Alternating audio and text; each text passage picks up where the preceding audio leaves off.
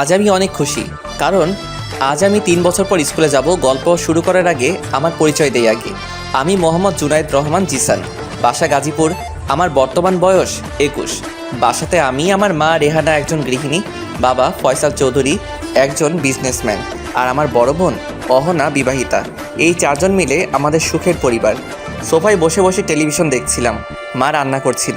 হঠাৎ একটা অপরিচিত নাম্বার থেকে ফোন এলো। ফোন রিসিভ করলাম। ফোন রিসিভ করে যা শুনলাম তাতে আমার পুরো দুনিয়া যেন পাল্টে গেল। তাই আমি তাড়াতাড়ি মাকে বললাম, আমার সাথে চলো। মা বারবার জিজ্ঞেস করছিল কোথায় যাচ্ছি। আমি কিছু না বলে একটা অটো ডেকে অটোতে মাকে নিয়ে উঠে পড়লাম।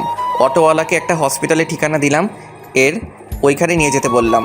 গন্তব্যে পৌঁছে হসপিটালের ভিতরে গেলাম। মা আমাকে জিজ্ঞেস করলো কি হয়েছে। তাই আমি মাকে বললাম যে বাবার কার অ্যাক্সিডেন্ট হয়েছে।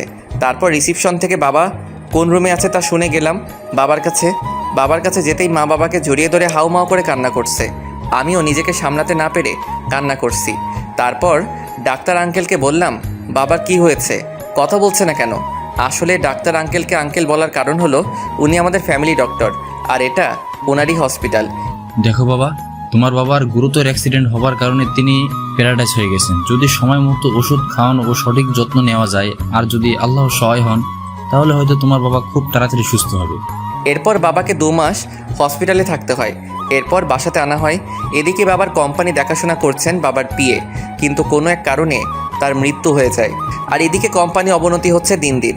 তাই আমি সিদ্ধান্ত নেই যে আমি কোম্পানি দেখাশোনা করব। এই সিদ্ধান্ত সবাইকে বলে দেই, সবাই রাজি হয়ে যায়। তখন আমার বয়সী বা কত ছিল, মাত্র 18। তখন আমি 10ম শ্রেণীতে পড়তাম। পড়ালেখা ছেড়ে দিয়ে কোম্পানি দেখাশোনা করছি। নতুন পিএ নিয়োগ দিয়েছি।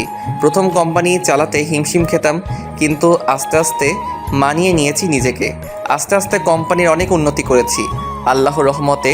এখন বাবা পুরোপুরি সুস্থ। বাবার পুরোপুরি সুস্থ হতে 3 বছর লেগে যায়।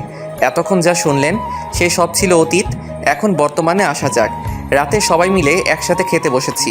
এখন বাবা পুরোপুরি সুস্থ, তাই বাবাকে আমার সিদ্ধান্ত জানিয়ে দেই যে আমি আবারও আমার পড়াশোনা শুরু করব। আর তুমি তো সুস্থ, তাই তুমি কোম্পানির দেখাশোনা করবে, আর আমি আমার স্কুল জীবনটা শেষ করব। তারপর বাবা বললেন, এই বুড়ো বয়সে লেখাপড়া করবি, লোকে কি বলবে? বললাম পড়াশোনার কোনো বয়স হয় না, আর লোকে কি বলবে বলুক, আমার তাতে কিছু যায় আসে না। পরে বাবা মাকে জোরাজুরি করায় তারা রাজি হয়। তাই আজ আমিও আম্মু যাচ্ছি স্কুলে।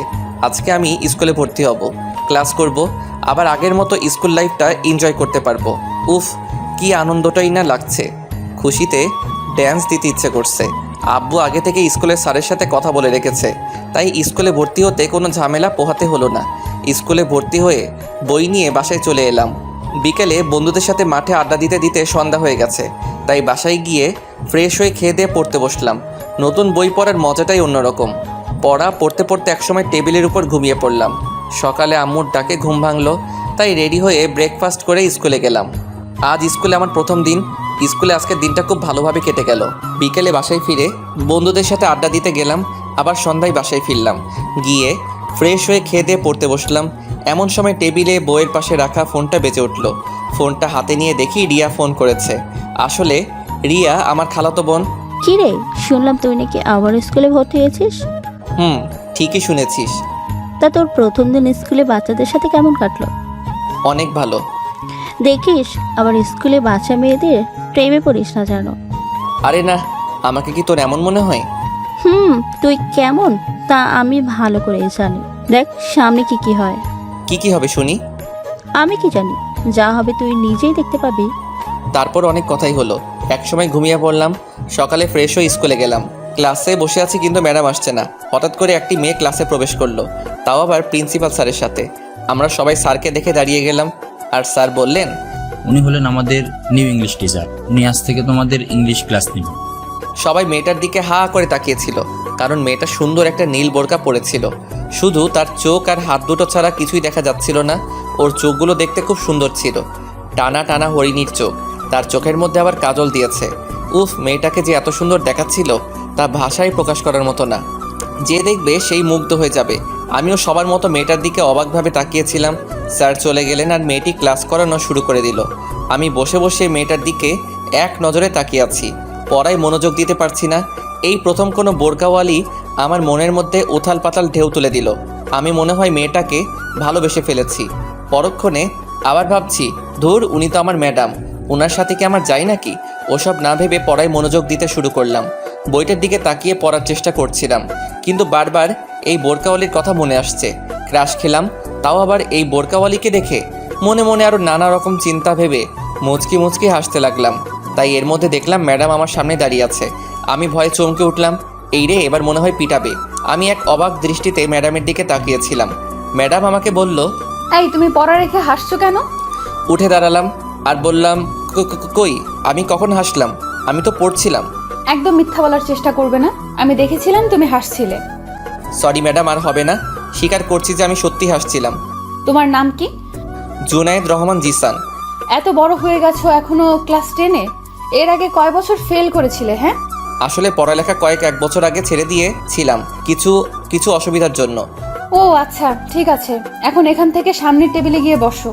বেশ অবাক হয়ে গেলাম। কেন ম্যাডাম? তোমাকে সামনে গিয়ে বসতে বলছি না?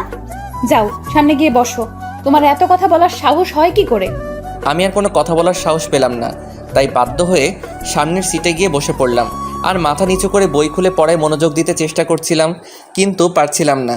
ম্যাডাম বসে বসে সবার পড়ার উপর নজর রাখছিলেন, মাঝে মাঝে আমার দিকে তাকিয়েছিলেন। এভাবে দেখতে দেখতে ওনার ক্লাস শেষ হলো। আস্তে আস্তে অন্য সব ক্লাস শেষ হলো, কিন্তু মন দিয়ে একটা ক্লাসও করতে পারলাম না। কিভাবে পড়বো বলেন? মন তো বোরকাওয়ালি ম্যাডামের কাছে পড়ে আছে। দেখতে দেখতে টিফিনের ঘন্টা বেজে গেল। বাইরে দাঁড়িয়ে আছি আর ম্যাডামের কথা ভাবছি। উনি কেমন দেখতে? বয়সে কি আমার থেকে বড় হবে নাকি ছোট? এইসব আর কি। অনেকক্ষণ ধরে দাঁড়িয়ে আছি আর মাঠের দিকে তাকিয়ে আছি। সবাই খেলছি আর আমি একাই দাঁড়িয়ে আছি। হঠাৎ একটা মেয়ের ডাক শুনতে পেলাম। জিসান ভাইয়া, ভাইয়া বলে ডাকছে। পিছে ঘুরে দেখি একটা মেয়ে দিকে এগিয়ে আসছে। মেয়েটি আমার সামনে এসে দাঁড়ালো আর বলল, ভাইয়া, আপনাকে একটা কথা বলার ছিল। কি কথা? আর তুমি কে? আমি নুসরাত। আমার একটা কথা বলার ছিল। আসলে ভাইয়া, আমার বান্ধবী মিমি আপনাকে লাইক করে। সে আপনাকে এই চিঠিটা দিতে বলেছে। হাতে একটা কাগজ ধরিয়ে দিয়ে মেয়েটা চলে গেল। আমি শুধু ভ্যাবলার মতো তাকিয়ে দেখলাম। স্কুলে সবেমাত্র 2-3 দিন হলো এসেছি, আর এরই মধ্যে লাইক করে ফেললো। হায় রে কপাল! আবার যদি কেউ এসব জানতে পারে তাহলে আমার মান সম্মান প্লাস্টিক হয়ে যাবে। হাতের চিঠিটার দিকে তাকালাম। মন চাইলো একটু খুলে দেখি আমি তাতে কি লেখা আছে। যখনই চিঠির ভাঁজটা খুলতে যাব, তার আগেই কেউ একজন চিঠিটা টান মেরে আমার হাত থেকে কেড়ে নিল। আমি সামনের দিকে তাকিয়ে দেখি বরকওয়ালি ম্যাডামটা আমার সামনে দাঁড়িয়ে আছে। ওনার চোখ দেখে স্পষ্ট বুঝে গেছি উনি খুব রেগে আছে।